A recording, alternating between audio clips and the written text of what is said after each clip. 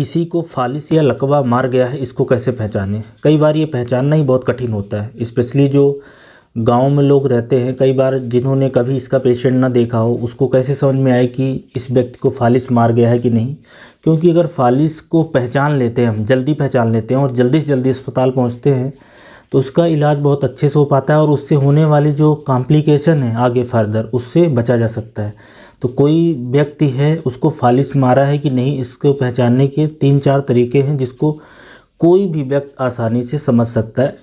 सबसे पहला काम क्या करना है, उस व्यक्ति से आप उसका नाम पूछिए या कुछ भी बोलने को बोलिए।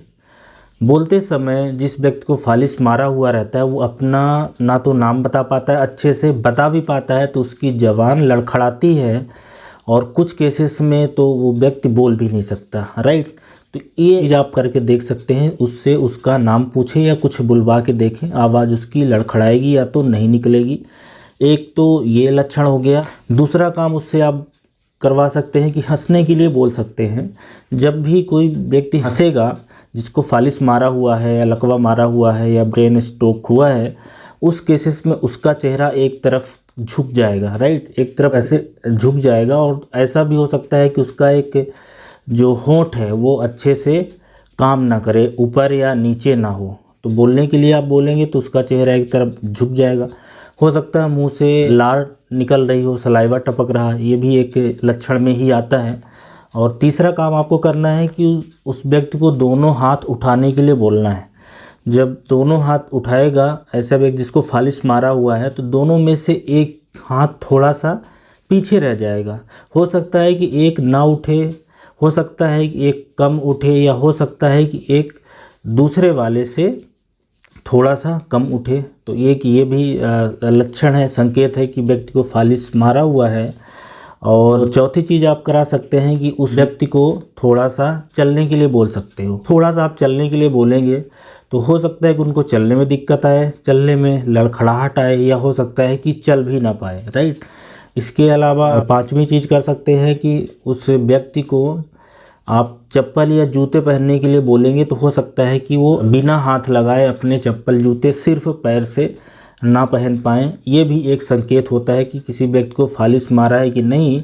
इसके अलावा अगर किसी के ब्रेन में हेमरेजिक टाइप का स्ट्रोक हो गया है, राइट, मतलब कि उसका जो नसें हैं वो फट गई हैं, उस केसेस में व्यक्ति को हो सकता है कि तेज़ सिर दर्द हो, साथ में उल्टी आए, या हो सकता बेहोशी सा लगे, आँखों के आगे अंधेरा सा छा जाए, या कई बार अनकॉन्शियस हो सकते हैं। अगर किसी को लगता है कि अनकॉन्शियस हो गए हैं, समझ में नहीं आ रहा, बेहोशी आ रही है, तो वो हेमरेजिक स्ट्रोक होने के ज़्यादा चांसेस हैं। उस केसेस में कई बार सर्जरी करने की भी ज़रूरत होती है। तो ये कुछ संकेत हैं जो लकवा का अटैक आए या फालिस का अटैक आए उसको हम समझ सकते हैं। तो इन बातों का आप ध्यान रखिए जो मैंने 5-6 बातें बताई हैं। और ऐसा कोई भी व्यक्ति जिसको डायबिटीज़ की हिस्ट्री है, उसको ब्लड प्रेशर की हिस्ट्री है, उसका कोलेस्ट्रॉल बढ़ा रहता है, ट्राइग्लिसराइड बढ़ा रहता है, ऐसे व्यक्तियों में ये लकवा अमूमन होने के ज़्यादा चांसेस रहते हैं।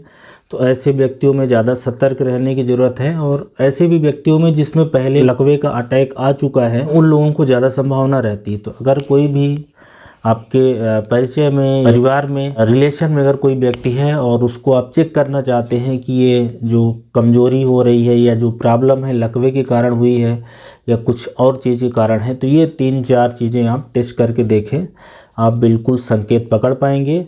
और एक बार अगर इनमें से कोई संकेत है तो तुरंत हॉस्पिटल में ले जाना है, वो भी ऐसे हॉस्पिटल में जहाँ पे सीटी स्कैन की सुविधा हो पाए, आईसीयू हो और डॉक्टर हमेशा उपलब्ध होते रहें। इसमें इंतज़ार करने से कोई फ़ायदा नहीं है। जितनी जल्दी इलाज होगा उतना जल्दी पेशेंट ठीक होगा। तो ये छोटा सा वीडियो आप लोगों को समझाने बताने की कोशिश थी कि फालिस के मरीज को कैसे पहचानें और उसको कैसे जल्दी से जल्दी इलाज दिलवाएं।